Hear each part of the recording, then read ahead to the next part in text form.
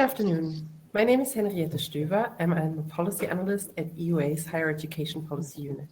I would like to welcome you to the 7th edition of EUA's webinar series, Toward Tirana 2024. And as you'll see on my slide, I actually put the toward in brackets.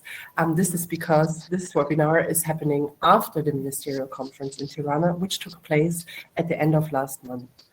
In the conference, the ministers signed another communique amongst many other items, also highlighting yet again the importance of monitoring in the context of the Bologna process. And indeed, monitoring should be the topic of our webinar today. We will be discussing what the indicators say about the Bologna process, and we will have several stakeholders of the Bologna process discussing their findings on some of the key aspects of the last round that was running toward Tirana 24. Before handing over to our speakers, just a couple of housekeeping points as usual. You will have arrived on a platform, a welcome page, as you can see on the slide here. This page will actually remain every time you click on the link that you use to join this webinar today. On the platform there, we share all the recordings from all webinars of the series, including this one as well. And you will also see our slides there and additional materials. So I invite you to have a look also after this webinar. In addition, it is very important to let you know that we would like to warmly encourage you to participate in this webinar, even if you're not a speaker. On the right-hand side, you can see a chat function and a Q&A function. The difference between the two is that in the chat, you can let us know, where you're from, say hello, and maybe provide some general comments on the discussion. But more importantly, there's also the Q&A function where you can post a question toward all of our speakers or to the group.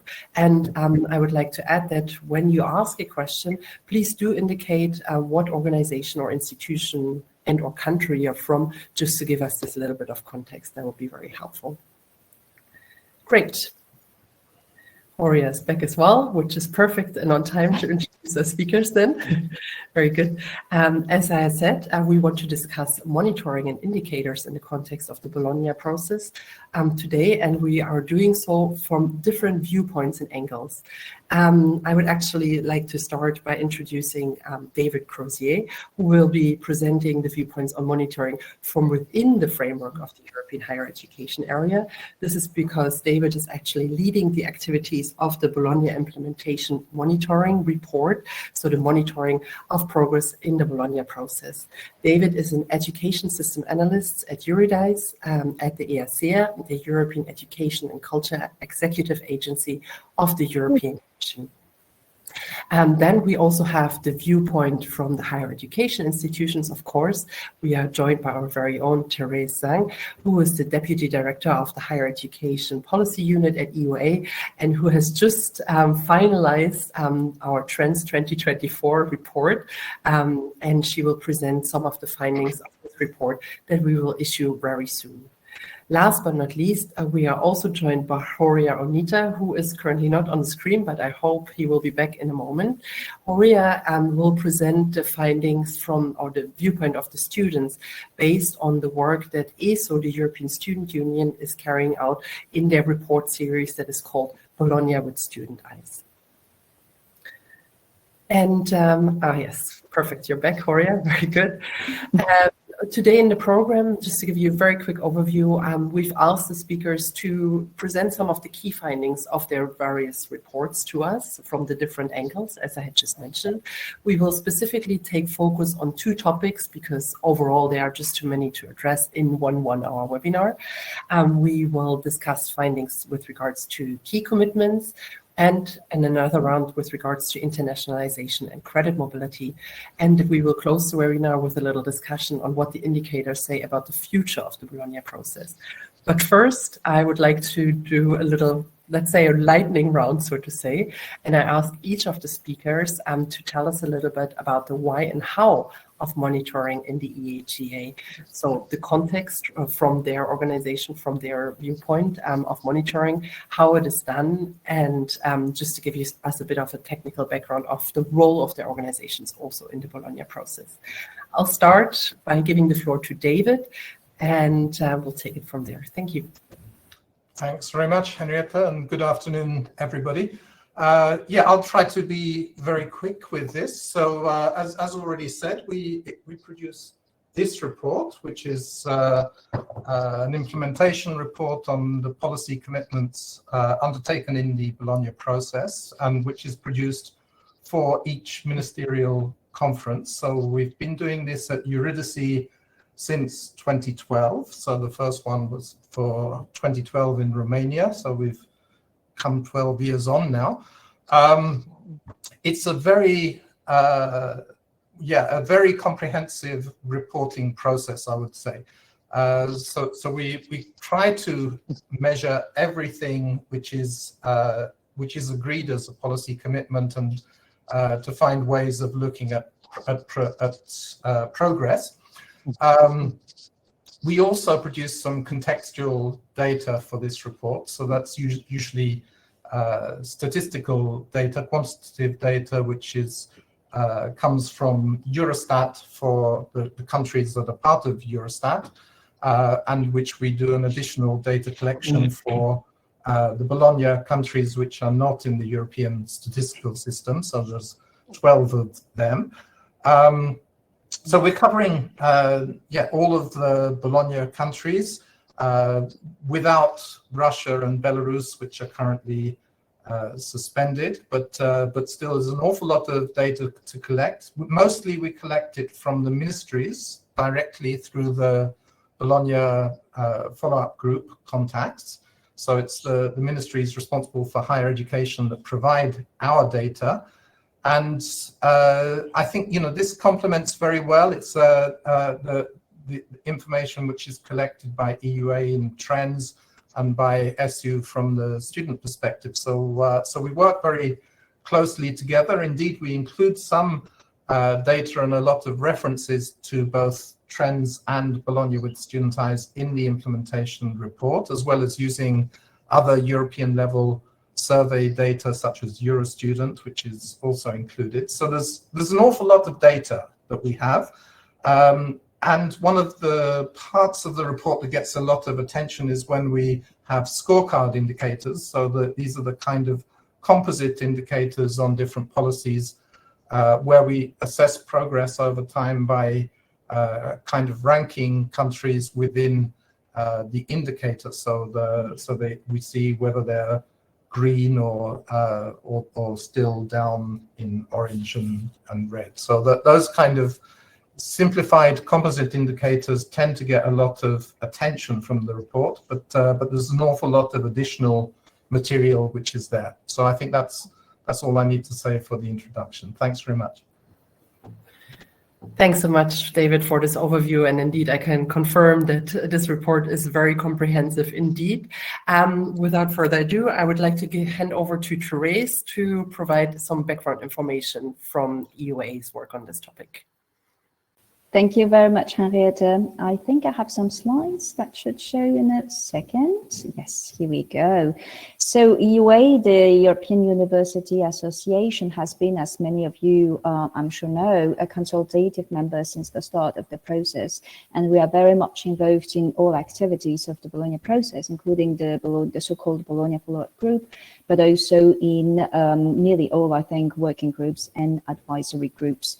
What our role there is that we engage in dialogue and cooperation activities with partners and members on the Bologna-related topics, including beyond Europe. And we very much also work towards facilitating exchanges of practices and peer learning among institutions from all the countries in the EHEA. And we also provide input based on consultations with our members. So the membership of EUA consists of individual institutions, but also the national bodies representing higher education sector in all the countries. So what we call the NRCs, the National Rectors Conferences, or equivalent. And the data we collect, notably through the trends report, indeed contribute to shape policy contributions in that regard. I will not spend time on that slide because I guess it will probably take another webinar. But just to give you a snapshot of the work plan for the run that has just finished in Tirana, where you can also see that EUA has been present indeed in nearly all working groups. So just a few words on Trends. Trends, as many of you probably already know, is a milestone publication of EUA since 1999, and this year we are at the 9th edition of it. The point here is to map developments in the higher education landscape, but view from the perspective of higher education institutions. So the purpose of Trends is to really collect information and data on how the reforms are lived by at institutions, but also how the overall landscape, sometimes at national level, changes for higher education institutions. As we've been doing that since quite a while, as I already said, we also have comparative data, longitudinal data throughout time, and we also sometimes make comparison with thematic studies, more specialized studies that we have conducted in between the different Trends editions. For this edition of Trends, that we call Trends 24, the survey that we launched to all higher education institutions in the EHEA actually took place in 2023, so last year, and we collected a total of 489 institutional responses. So we collect one response per institution, for which senior leadership takes responsibility. We cover 45 EHEA countries, and the survey was structured around 6 sections. First of all, information regarding the institution, its context. This is also the section where we try to gather an idea of the development in the past 5 years, and also prospect for the next 5 years, knowing that the past 5 years have been quite a game-changing period in some cases with the pandemic, etc., etc. We also collected information of the student life cycle and experience, learning, teaching, and teachers. Inclusion, equity, and diversity, which was a big topic, engagement and outreach with society and community. So basically the institutions take on the third mission, so-called third mission, and also on internationalization. And as David already mentioned, we also cross-reference and share data with other stakeholders, and notably Eurydice and David's team for the Bologna Process Implementation Report, but we also do so, for example, with the International Association of Universities regarding internationalization trends. I'll just show you very quickly my last slide for this round. Who answered to our survey? Most of institutions that we have in the Trends survey are comprehensive multidisciplinary universities. This is the pie that is on my right. And we also had a very good share of specialized universities, universities of applied sciences. We also had a few technical universities, music and art schools, and only very few, I think it was only 2 open universities in this sample. In terms of size, this time we actually had more of smaller institutions of less than 7,500 students. The biggest share is let's say middle-sized universities between the 7,500 in question and 25,000 approximately. And then we also have a share of bigger institutions. And when we asked respondents to situate themselves in terms of what community they're primarily serving, we can see that also there is a very reasonable share that still stated that their masters and the bachelors in particular, I'll manage to say it, primarily serve a community at national and regional level, with the doctorate being much more of a worldwide, for a worldwide community. All right, I'll stop here and I'll give you back the floor, Henriette. Thank you, Therese, for this overview on our Trends report, and I will hand over right away to Horia to give us some background on Bologna with Student Eyes. Thank you very much, Henriette, for the floor, and thank you, EUA, for the invitation to this very interesting webinar. I will start right away, and I will start with the up right corner. So it says ESIB, back then the name of ESU, and the Bologna Process, creating a European higher education area for and with students. That was the title of the first Bologna with Student Eyes report in 2003. And as you can see, the objective is very very clear even from the beginning, how we make this work for students. So how are we ensuring that the Bologna process contributes to what students expect from higher education? So you create that. I think that's obvious through implemented policies. Commitments, they can be shiny, they can be very ambitious, they can motivate you, but that's not what we are looking for. We are looking for what is the meaningful change. In the first, so for 20 years, we have collected the student voice and the student perception of the implementation of the Bologna process. We had now the Bologna with Student Eyes 2024 edition, that is the 10th edition of the Bologna with Student Eyes.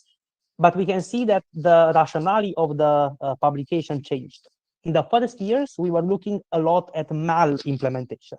So Bologna process deciding something and then countries implementing it improperly, or using it as an excuse for unpopular reforms in some countries. So back then, ESU was having a constructive yet a bit of critical eye of how implementation is happening. This has changed after 2010 and after also the economic crisis, where ESU's attention started looking at non-implementation or apparent implementation rather than mal-implementation. It was a change of narrative in a way, where ESU has become also a very powerful ally or voice for the implementation of the Bologna process and looking at how it is implemented in practice for students. We are ensuring convergence with the Bologna process implementation report to have the comparability. It is what the governments are presenting as de jure policies, and then is the perception of the National Union of Students as what is happening in practice. And this means either it is de jure implemented but not in practice, or it is de jure regulated, it is implemented in practice but not the way that students would have wanted or expected. So we are collecting the data through our national unions of students, and we look at both their view and their perception on the policies. And of course, we are looking also longitudinally with what happens as trends, using the EUA's publication name. For example, now we looked at both 2020 and 2018. And I'm going to finish with what we have for this edition, the 2024. We have answers from 37 national unions of students, from 33 members of the EHEA, plus two answers from Belgium, the two systems, UK for England and Scotland, and from our 2 members from Finland. And we don't have answers from our members from Ireland, from Portugal, Luxembourg, Serbia, and Cyprus. So we are supporting with this both implementation, future policy goals in Bologna, and of course, a peer learning or opportunity for unions to learn from each other what happens in each country, so that they can also borrow it and use it as an inspiration for their own experiences. Excellent. Thanks so much, Horia, for providing this overview on your work for Bologna with Student Eyes. I see that there's already a question in the Q&A, which is very good, but I think this would be the kind of question that we would keep for the discussion at the end of the webinar. So to Nick Mitchell, we will certainly pick it up later. And to everyone else of the participants, I would like to again warmly encourage you to ask questions to our speakers. But for now, then would move on to the next section of this webinar, where we actually want to discuss some of the results of your various reports from the different viewpoints. And we will do so in 2 different rounds. Starting with EHEA key commitments, we asked our speakers to reflect a bit on the main findings that they have in their report with regards to key commitments, providing a little bit of a longitudinal overview perhaps, and also highlighting some challenging areas, especially when looking over time. And I would like to again start by giving the floor to David, then followed by Horia, and then by Therese. So David, the floor is yours. Key commitments, longitudinal view, and some challenges from your side. Right, thank you very much, Henrietta. So let me see if I can make the slides actually move. It's slow. So just a reminder of what the key commitments are. It's in a way a kind of misnomer, because I think all commitments that are made by countries together, they're all equally important, but these are in a way the commitments which are foundational for the European higher education area to have any sense at all. So in other words, it's the conditions which need to be met for student mobility to be possible, for cooperation and interaction between the systems. And so these are the commitments, first of all, that were made on developing comparable degree structures, on making recognition processes fair and increasingly automatic, and on developing internal and external quality assurance systems which will increase trust and reliability of every system. So on the degree structures, actually it's quite interesting that we didn't have until this round, we didn't have a kind of standalone scorecard indicator to measure countries. So we actually developed this one in the implementation report for this particular report. And we took 4 main elements or components for the indicator. The first 2 are actually agreed policy commitments that for the first cycle bachelor type programs, there should be at least 180 ECTS. And for the second cycle master type programs, it should be normally 90% of them should fall within a range of 60 to 120 ECTS. So these things you can find in the texts of the ministerial communiques. The next one is about the percentage of students that can still be enrolled in integrated long programs. So these are the kind of programs which go directly to, let's say, a second cycle exit. And it's long been agreed that for subjects like medicine, for example, countries may wish to maintain a long integrated programs. But what's never really been agreed is how many of these programs or how many students in the population can still be enrolled in such programs whilst we say that this is all compatible with the Bologna agreements. So we tried to actually, from the working group which guides this report, we made an initial proposal that we would put a percentage of 10%, which we thought was reasonable, to say 10%, that there are fewer than 10% of students enrolled in those kind of programs. But we got a bit of a backlash from some countries. Firstly, on the justifiable grounds that there isn't actually a policy agreement on this, so we're kind of pushing it, and that's legitimate. That's a legitimate criticism. But they had some other issues around the particular percentage we picked of 10%, and in the end, we agreed that we would expand it to 20%, which all the countries could accept, and there are not many countries which have more than 20% of students enrolled in such programs. But we'll rediscuss that percentage, I think, in the future. And then we also, as another element, consider whether there are programs which are still in place in addition to these integrated and long programs, but which are not in compliance with the Bologna agreements. And if there are, that's a kind of negative point for the indicator. So what we see with this is that the picture is pretty good. I mean, it's pretty much a strong majority on the dark green, but it's by no means all of the countries which conform with all of those agreements. So as you see, there are still 7 systems which are ranked in yellow and orange. So even on this rather basic indicator of agreed degree structures, there's still some work to be done.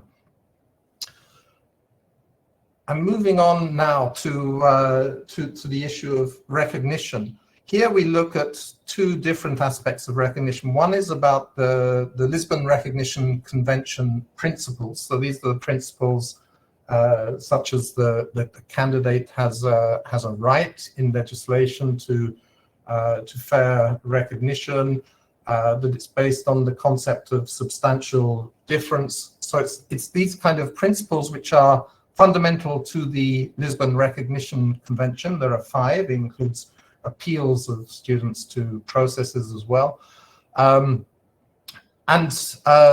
We construct an indicator on that basis. And as you can see, again, this one is pretty good. It's most countries, it's either 4 or 5 that have the principles embedded in legislation. There's not many countries which are outside that range. The UK, I think, has a tradition of not including things in legislation. So it's still following the recognition principles in its practice. So that's one aspect. The second one we look at is automatic recognition. So we've moved increasingly to the concept of automatic recognition.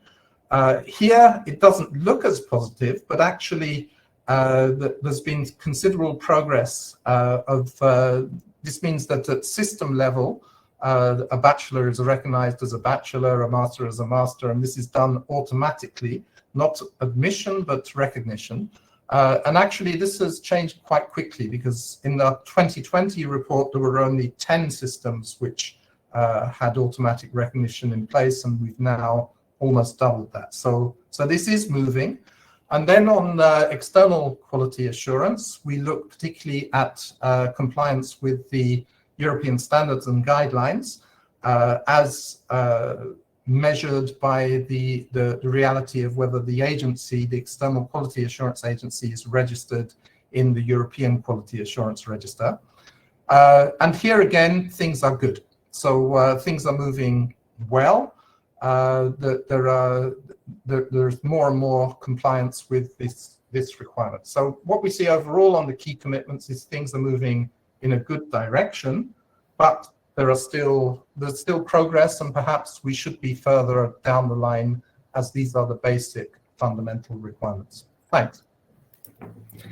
Excellent. Thanks so much, David, for this overview. And I know key commitments is a large area of the Bologna process, but thank you for encapsulating it in a short intervention. I would now like to give the floor to Horia from the Student Union to present the Student Union's viewpoints on these specific themes. Thank you. Thank you very much, Henriette. Let's go directly to business. So what improvements do we see in the implementation of the key commitments from 2020? First one, the most obvious one, student participation in external quality assurance. If we are to pinpoint the most successful policy areas from the student's perspective in terms of having it regulated at European level and then being fairly good or very good in some cases implemented in national states, that's external quality assurance and student participation in external quality assurance. That's also probably because quality assurance agencies are also part of ENQA, which is involved in the Bologna process. Of course, there is room for improvement, but there is a clear development there. Recognition, especially on degree mobility, with the developments on automatic recognition, we see that, and overall satisfaction with the use of. Where are the persisting challenges?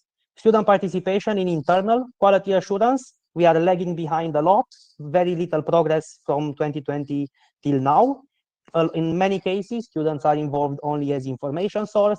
In only 60% of cases, students are involved with decision-making votes in quality assurance committees. And in many cases, unions say that the students do not get involved because they do not see any outcome of it. It's only a bureaucratic thing. There is no follow-up. So we need to work on that. fitness for purpose, bachelor versus masters. When we are looking at the implementation of the 3-degree cycles, we are looking at the de jure elements, number of credits, division between them. There are still persisting problems in this area, which seems to be a fait accompli for most. It's like this happened 20 years ago, but we still have many points that the unions are raising. For example, in Germany, our union, I also saw one of our representatives here, they pinpoint, in fact, that this degree division without proper emphasis on the impact led to more inflexible study conditions, contrary to the stated objective, more school-like programs for bachelor, increased pressure for exams to finish in time. There was a rushed implementation. For example, our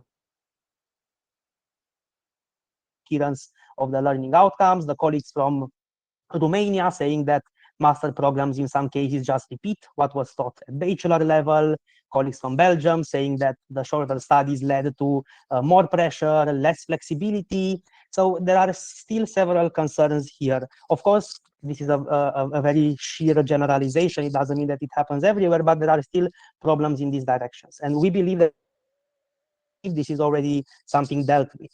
The adequate use of learning outcomes, again, we see the normative implementation. David presented that. In terms of how they are designed, it's still a problem.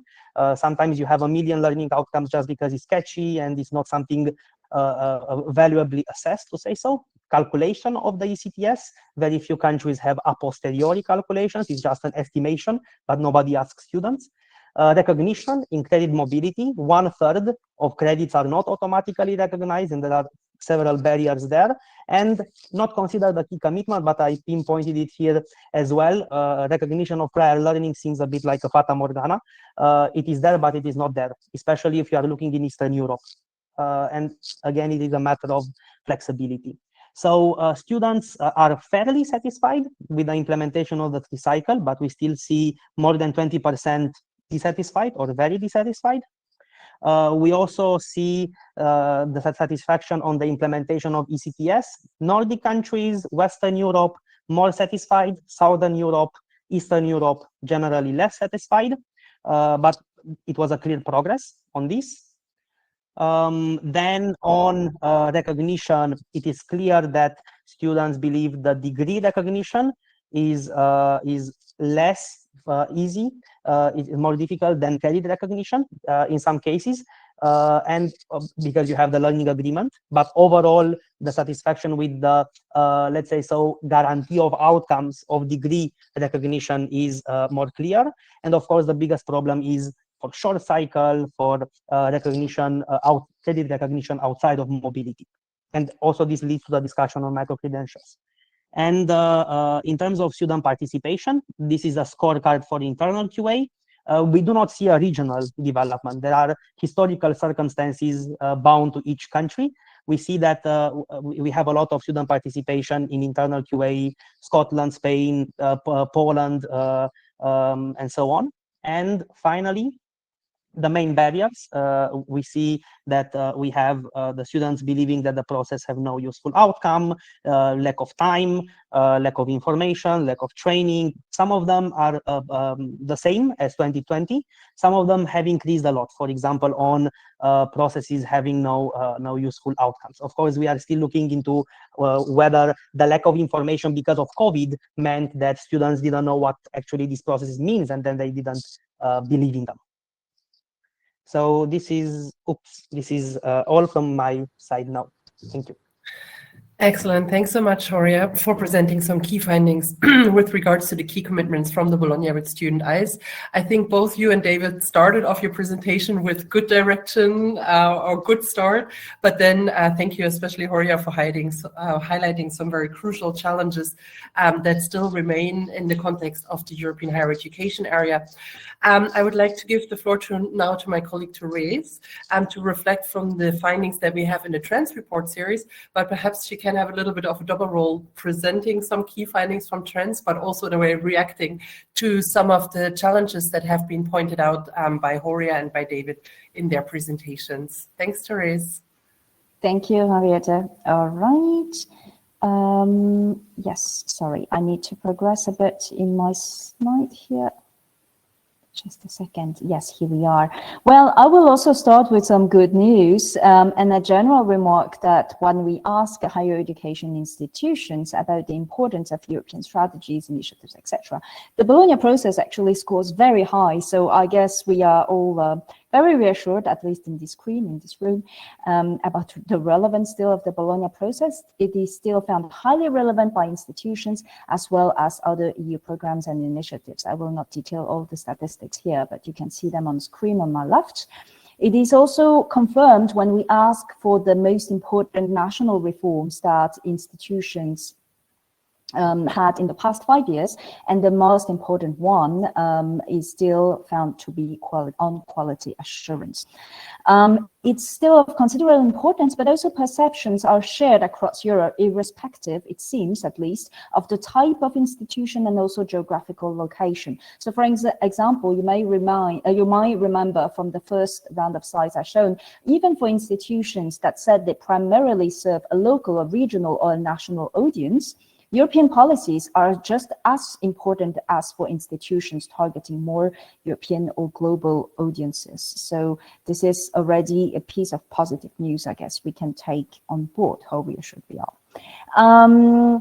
Actually, what I'm going to focus a bit on is complementary to what David and also Aurea presented, because I'm not going to talk that much about the state of implementation of the degree structures as such. I'm going to talk a little bit about what is happening beyond the Bologna degree structure, and more precisely focusing on the offer of non-degree program or courses, as we found out they were in place in the majority of institutions. Already in Trends 2018, we could see that there was a clear growing demand for short-term non-degree learning opportunities, and also that the growing demand was also there for degree programs provided under flexible arrangement. I will, if I still have time, go back on this a bit later. But more precisely, what we can see is really that at 70% of institutions, they do offer non-degree education, and an additional 21% plan to do so. There are differences across EHEA, with almost all institutions offering such education in some countries, but also in some other countries, less than half of institutions offering it. So let's say the landscape here is still patchy. What is interesting, nevertheless, is to say that throughout our sample and across the whole EHEA, half of institutions surveyed expect an increase in enrollment of students, of learners in non-degree education in the next 5 years, and another 25% more or less, at least a stable number. So this is a population of students that is really open to rise in the future. And this also calls for stepping up capacity building and organization, of course, for institutions in terms of business model, in terms of funding model, in terms of defining learner status, in terms also of recognition. And what was striking for us there was to see that under Trends 2024, we found out only 21% of institutions actually do use recognition of prior learning for non-formal and formal learning for admission to higher education. This should be standard, though, also as it has been a long-standing commitment under the Bologna process. I will just say a few words about micro-credentials, because they are clearly very high on the European and national policy agendas. For 75% of institutions that we surveyed, they are part of the strategy to diversify and also enlarge the education offer, so they are there. Most of the time in small amounts, but still they're there. But also institutions in majority see that the expectations towards them might be a bit too high, also because right now it's still difficult to assess the impact of that education offer. Just a second, I lost you in my, yes. I'll just say a few words about the challenges for non-degree education and non-degree programs. Because between half and 2/3 of institutions also identify challenges, of course, and many of them basically relate to the lack of adequate frameworks, processes for developing non-degree education, and if I see it in short, that the processes for developing education offers and provision in general are those that are fit for traditional, let's say, degree programs. So institutions often have to play a bit on the margins, let's say, establishing appropriate funding models as well, knowing that many public funding models across the EHEA are still based on a headcount of full-time students, for example, and also having their offer recognized or any kind of legislative or regulatory difficulty. So the format and design of courses may also cause problems in that regard. And although widespread, the organization of such education still proves patchy and possibly also too dependent on local and regional context and needs. I will just a second. Normally the slide should move, but it is not. Ah, yes, it is. Cool. I will just say a few words now in the context about the context in which we can make those observations. It is in a context where we can observe a general increase for student enrollment in the past 5 years, but with noticeable decreases in some Eastern European countries in particular, and particularly in degree education, in master degrees to some extent, but mostly and more noticeably in bachelor degrees, actually. Many causes that we were not really able to identify fully through trends, but also related, for example, to demographic trends. And what we can also see in the future is that institutions, and most of them do expect an increase in international students, also of learners in non-degree education, but also mature learners in general, as I already mentioned. And there is, in general, also a challenge and perplexity on the model increases to put in place for non-degree education, and more generally also, and this is valid, of course, for degree education as well, for addressing a more diverse student body in terms of flexibility, flexible learning, and also in terms of student well-being. Those were the two big points that were also very clear from the data we collected. And perhaps I will just finish with that. What we could also see is that about a third of institutions actually have no information on the numbers of their mature learners. So it is still difficult not only to define a status, but also to know exactly, well, how many there are and also who they are exactly, which is probably an information gap we should try to fulfill in the upcoming years. I'll leave the floor to you, Henriette. Thank you. Thanks so much, Teresa, for this interesting overview from our trends report. And I would like to actually pinpoint on the topic that you mentioned, you are on the non-degree programs, micro-credentials, etc., that David and Horia just touched upon on the sidelines. And maybe I could invite David and Horia to reflect a little bit on this topic from the viewpoint of their reports or their organizations. Teresa, you mentioned expected increases at higher education institutions in enrollment in this field in the future, but also that several universities actually questions whether the expectations for these kind of programs are perhaps too high or not. David and Horia, could you perhaps reflect on these expectations, let's say, this upcoming demand, and also maybe share your viewpoints on the future role of the Bologna process in the field of non-degree programs? Maybe starting with David. Okay, thanks. Well, yeah, I think the rise of interest and focus on micro credentials and other forms of non-degree program is something that makes a lot of sense with the reality that we've kind of had post-COVID, coming out of COVID, that a lot of societal needs for improving and updating different types of educational skills, and the very fast-moving nature of developments in society, which we need a kind of flexible response from the higher education sector for that. So I think it makes a lot of sense, but it's something which the Bologna process, with its kind of overall framework agreements, needs to work out how to handle and how to incorporate, and we need to look at it. At the European Union level, there has been work done on looking at a European approach for micro credentials. I think that kind of work needs to be broadened out into the context of the European higher education area.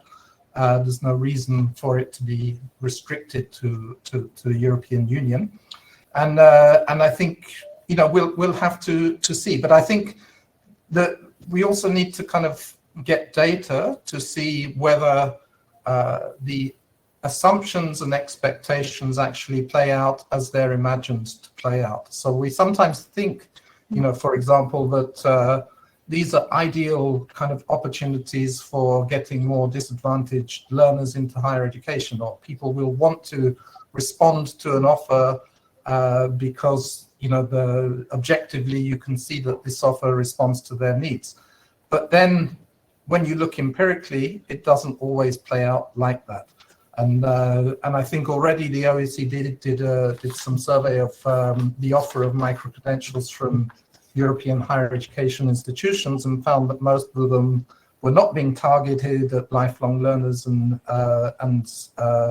disadvantaged learners. They were mostly kind of looking at as a way of finding additional resources for the institutions and being pitched at master level for people that already have qualifications. So more the updating skills, but with a financial perspective from the institutional side. So, as I say, it's important to look at what actually plays out when these things are conceived. So I think it makes a lot of sense in the policy frameworks, but it's not sure that everything that we think will happen actually will work out, unless there are other ways in which that's encouraged. So that's what I'd say. Thanks. Thanks, David. Horia, would you like to come in here? Yeah, thank you. Very, very shortly. I mean, at the end of the day, the micro-credentials are a vehicle. They can bring added value if implemented properly. The issue is when you believe they are panacea, they are a solution to everything. And we've lived that stage, for MOOCs, for digitalization, now for artificial intelligence, everything that is coming. At the beginning, you have the techno-optimist or the overly optimist believing that everything will be revolutionized. Some believe that nothing will change, and probably, or usually, the reality is in the middle, that you have some added value, but you have to have a purpose. So to actually look at what you want to achieve, and you cannot achieve everything, and also then to implement it, and that takes effort. David mentioned one of the two examples I also usually give. We say micro-credentials are supporting inclusivity, but if you don't design them as such, they don't. The second case is you believe that they can be used as a bridge to non-formal education area through recognition of prior learning. Again, something that can be a theoretical application of micro-credentials, but we don't see it much in purpose. Finally, we have the tools. The Bologna tools are equally applicable. Of course, there are some adjustments there, but we need to make sure that this doesn't create, let's say, a proliferation of poorer quality, usually monetized non-degrees.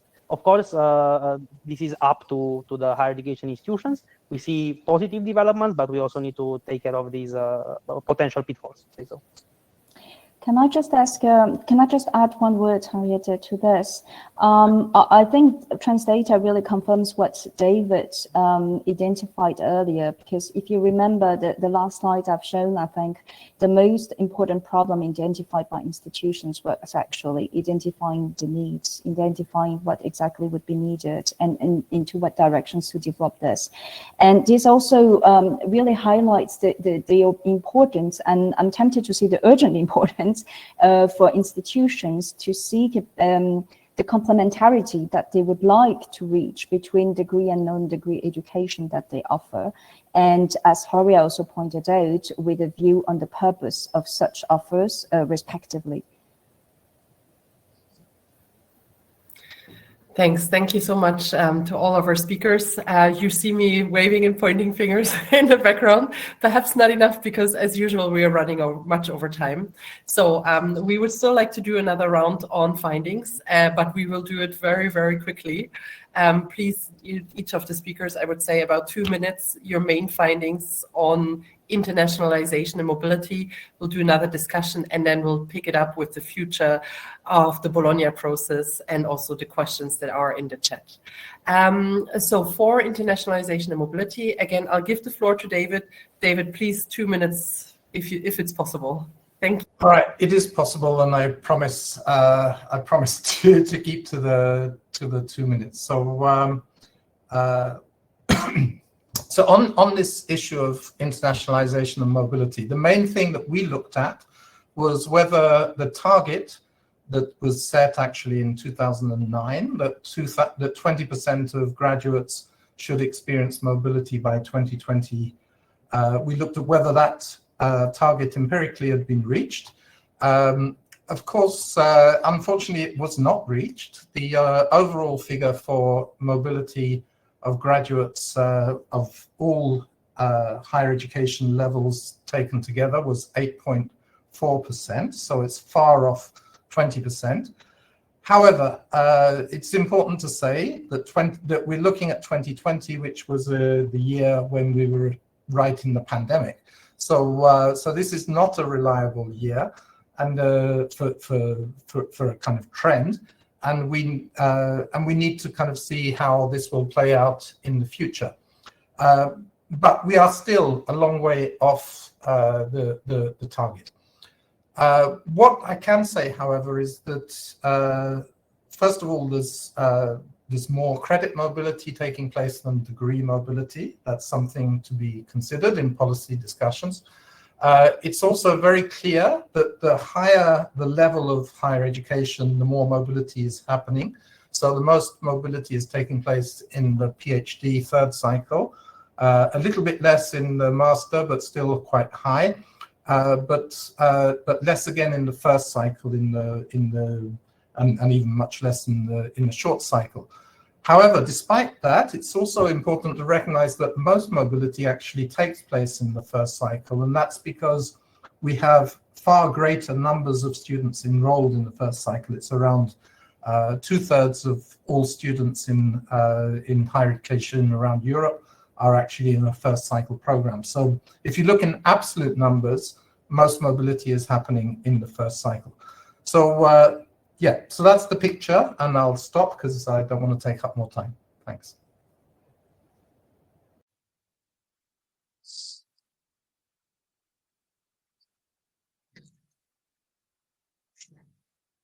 I think it's my... Yes, and we'll head right over to Horia. Thank you. Perfect.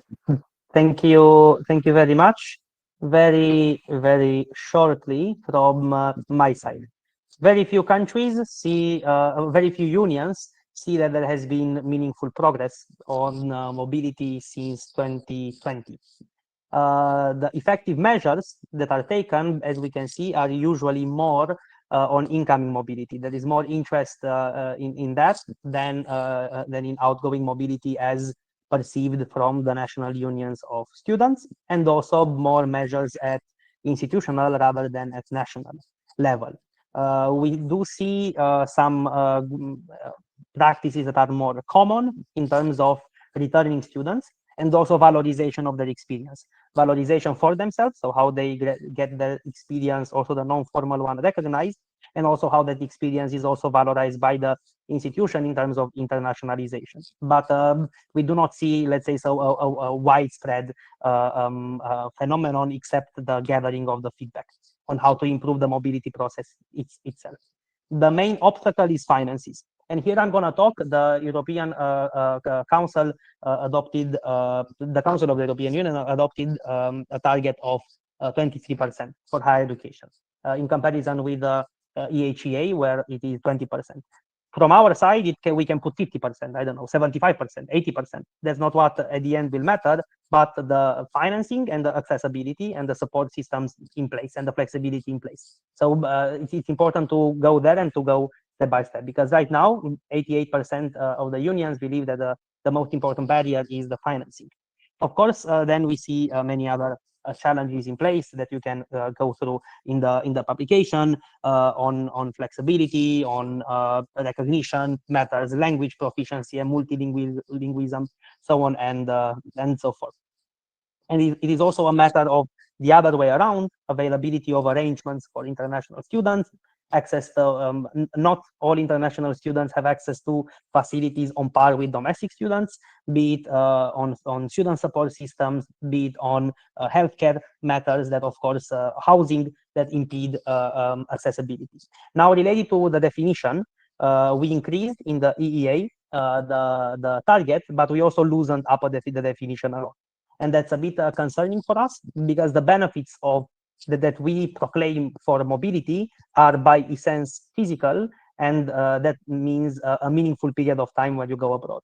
Of course, we should promote online opportunities. We should promote blended learning, but if you have a blended learning where you study 3 weeks online and then 2 days you go and visit the university, we would hardly consider it as contributing to the benefits that physical mobility aims to contribute to. So these are and this is also partly asking or answering the question, why do we need the Bologna process alongside, in terms of, let's say, so more long-term, more stable goals in that sense.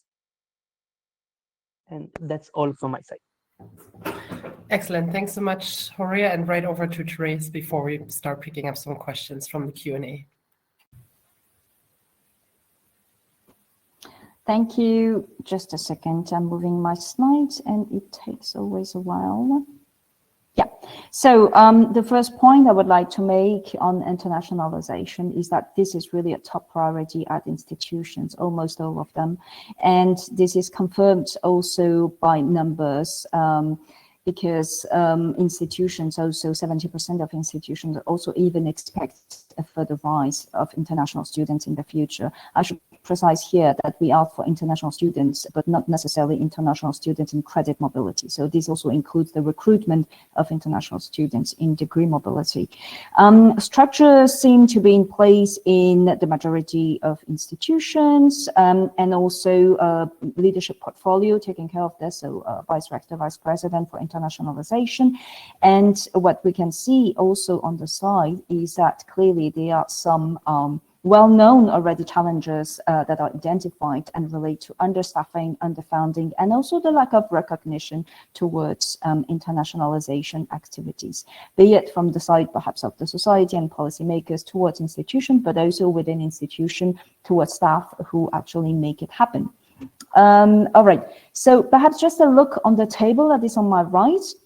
What we asked in trends is actually not about the percentages or the averages of students going to mobility. We took it on the other from another, we flipped it around in a way.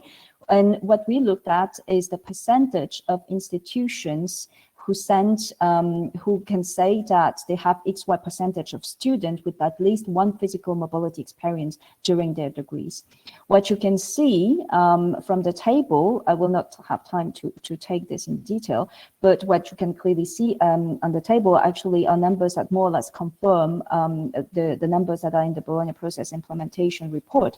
We are not there. We are clearly not there in terms of benchmarks, be it 20%, 23%, as recently defined under the EU Learning Mobility Package, or even 50% in terms of alliances, which is a goal for the future. We are rather, let's say, if we look at the table at 10, a bit more than 10% or something like that, with differences between the type of degrees and also differences in terms of how institutions would put that. For example, I'm just going to the next slide, if you let me go, we could clearly see that it can be more difficult for, especially in some disciplines, for example, the degrees leading to a qualification for the recognized professions more than others. What we could also see in terms of challenges to mobility in particular are the problems related to recognition for students returning from credit mobility.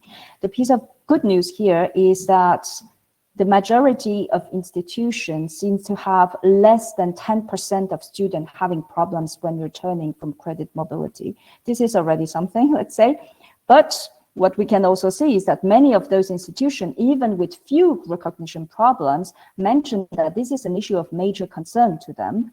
And those issues can range from the reticence of their own teaching staff to approve learning outcomes from study periods abroad, most frequently cited causes. So instead of assessing, for example, the comparability between learning outcomes, too narrow focus would be put on how similar are course contents, and even very small changes then would become a challenge.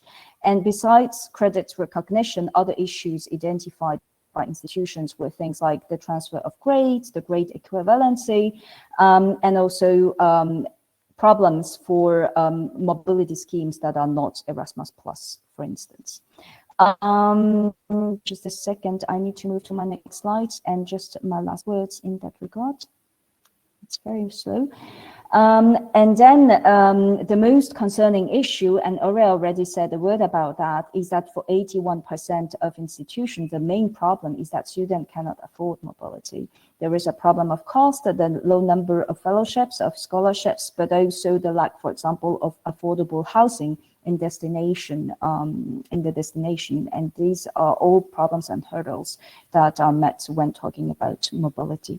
And last but not least, I should mention that internationalization, of course, is not only about mobility. But here again, what we can see is that if we talk about other complementary measures, we also go into the conversation about issues related to compatible formats, workload, organizational issues, etc., that come into the picture. Okay, I will stop here. Perhaps we can still have some time for the questions.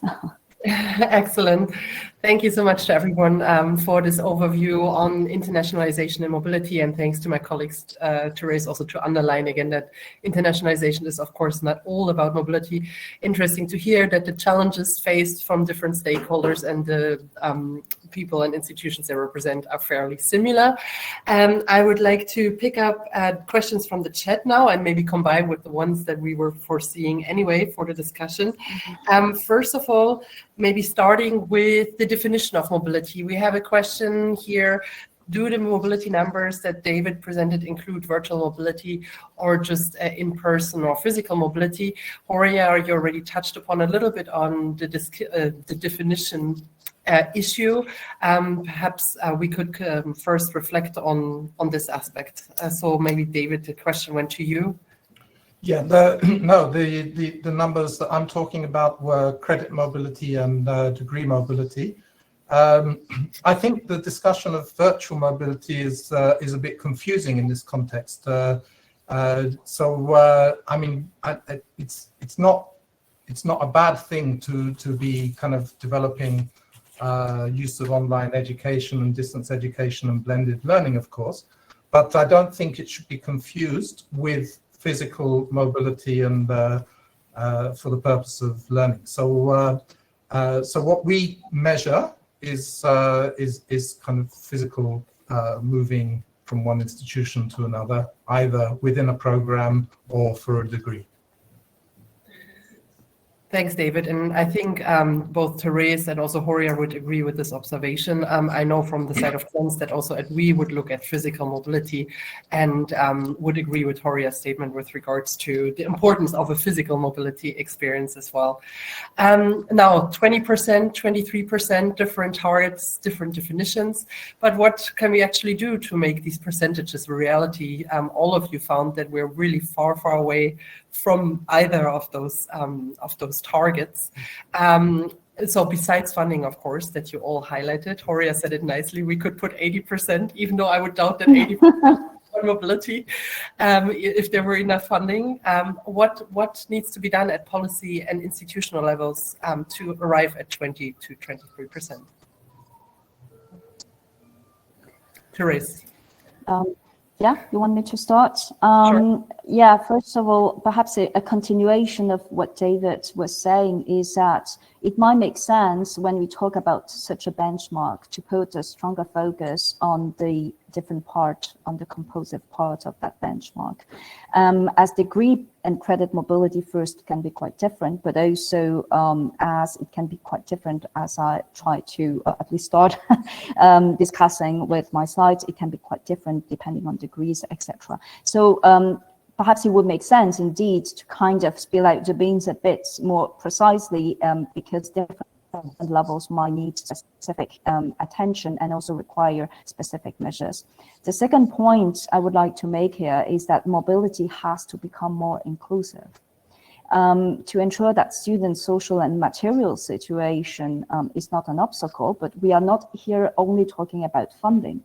We are talking about strategies, and we are also talking about strategic ways of envisaging funding and deciding on the priorities. This requires policy strategies, of course, as I said, but also importantly, prioritization. And at institutions, but also at systems levels, so at national levels. The problems are known, more or less. We might need to further refine them a bit, the analysis of these. There are good institutional and national initiatives for this, but I would be tempted to say we need to see this in the context of the broader definitions, and I'm putting a plural in this, of internationalization strategies. What exactly are we trying to achieve with sending more students into mobility experiences? What are we trying exactly to achieve for higher education and for students' gain, let's say, learning gain with mobility? Those are the questions that should really drive more and further reflection on the future of mobility benchmarks, but also internationalization generally. Excellent. Horia, would you like to comment on those questions? For the benefit of time, I will be very short, and I will say we should not focus on targets. We should focus on the fact that any student who wants to go to mobility is able to afford it and to be supported to do so. The others, of course, should have those not willing to go to mobility for their own personal decisions, then should benefit from online opportunities, internationalization at home, so on and so forth. In order to ensure that, we need funding, we need information provision, we need mobility windows and more flexibility inbuilt in the curricula. There is still problems with this, even though it seems again like a 20-year discussion topic. And finally, we need advice and support for when students go to mobility. You would be afraid to go to mobility if you know you are going somewhere where you may very difficultly find student housing. You may not believe that you can afford it. You may not know how to go around it. So these kind of support measures are also essential right now when we see not only in the news but also in the policies the difficulty of landing into one city, and also promoting more opportunities at wider regional level. Everyone wants to go to Amsterdam and Barcelona. We all know that, but how do we make also other destinations more attractive? Very good. Thanks so much, Horia. And now we're supposed to have a little discussion also on the future of Bologna, but okay, we can piggy that and combine it with a different question that has been in the Q&A from basically minute one of this webinar. Thank you so much for your patience to the person who asked this question. As Therese showed in the trends findings, Bologna Process and EHEA, at least to the higher education institutions, are highly relevant topics these days. They're ranked amongst the very highest policy areas from the viewpoint of our universities. On the future of Bologna Process, can we say that it's still highly relevant for everyone? Some may actually question it, such as the question that came in here: has the European Universities Initiative made the Bologna follow-up group's work, I suppose, semi-redundant? Who would like to respond to that? Horia. Our answer is clearly not at all. What the European Union is doing, of course, has merit in being having more ambition. You have the funding, you go beyond the line, but the Bologna process is essential. One, more countries.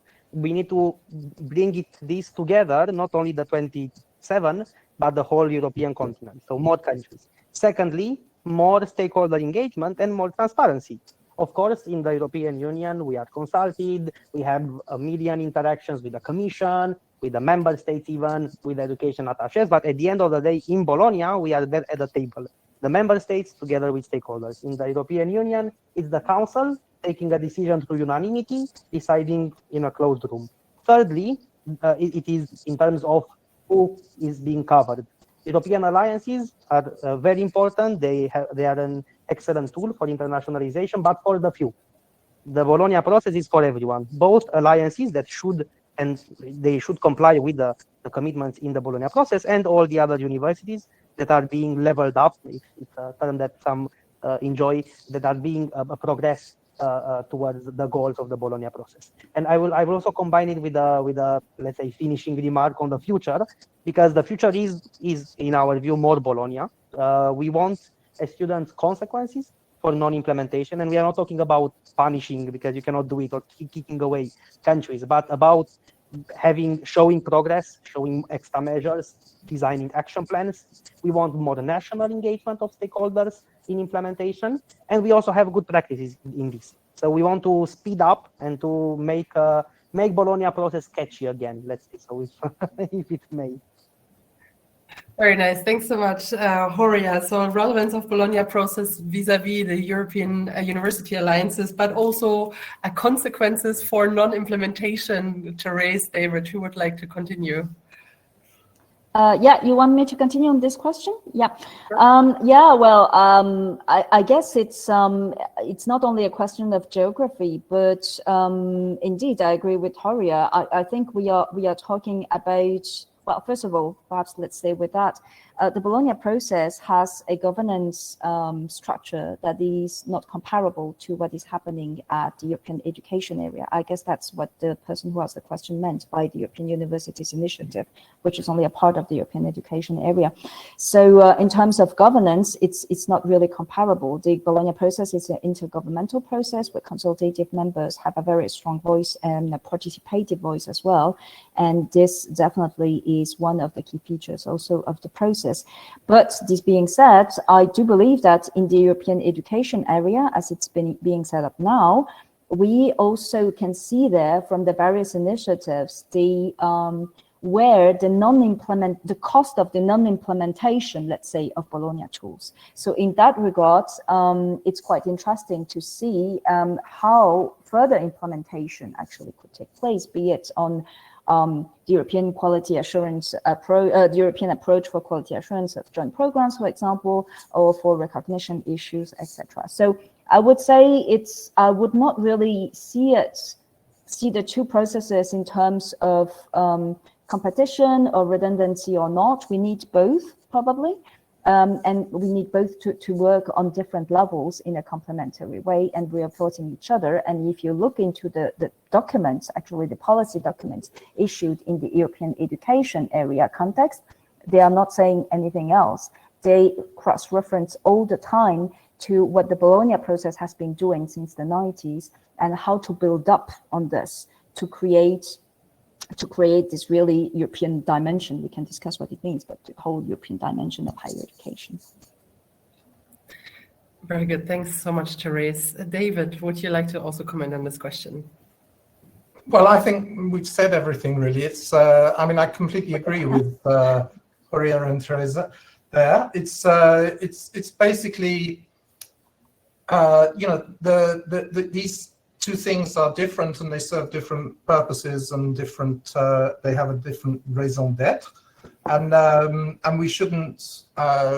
We should understand the purpose of each process and see how to make them work together in a way that's beneficial for everybody. I think the danger is that we don't want to create a kind of a perception that only if you go to a certain university, which is within a European University Alliance, will you have opportunities to be mobile and to be in a joint program. This kind of thing. We don't want that kind of reality.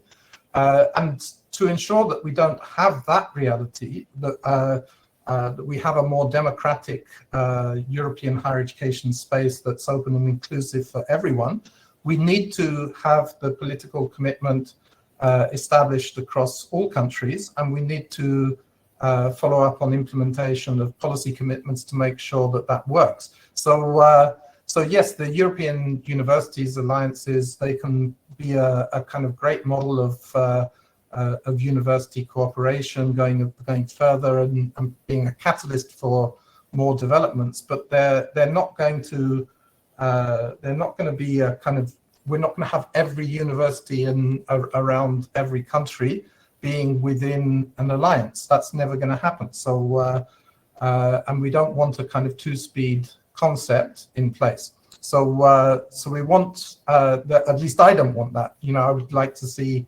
opportunities available for everybody and a democratic participative process for everyone across the continent. So and also, if you take a kind of time perspective, if we'd have gone back 20 years when Erasmus Mundus was being launched, you might have had the same kind of question, you know, just saying, you know, do we need Bologna anymore? Because now we've got Erasmus Mundus. And I think, you know, there's always this kind of attraction of the new.